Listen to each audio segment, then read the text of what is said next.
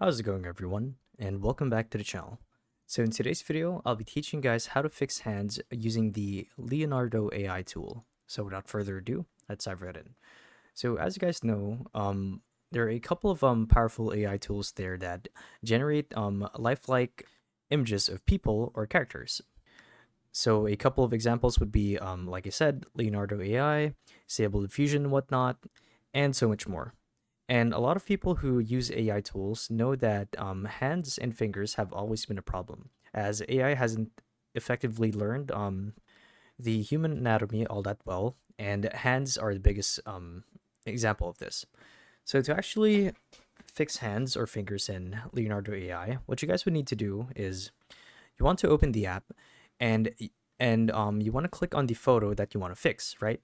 So let's say that you generated an image. There's an extra hand, it's just a bit weird. So what you guys would want to do is you want to select the mask tool.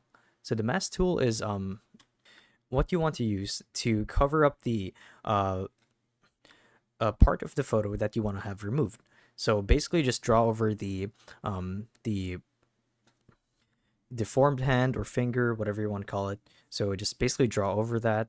And when you do, you want to select the erase tool, and you want to do the same thing. So it's basically two layers that we're using to fix the image and basically get a better reroll.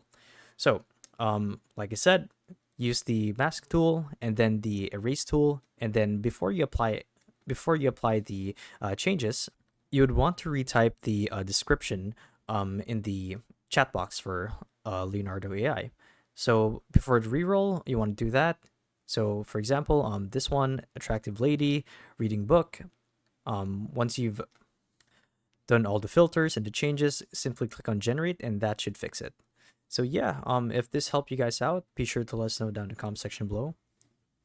And if you guys want to see more videos like these, we do have a YouTube channel where we do guys like these daily. So if you want to show your support that, you can do so by subscribing to the channel.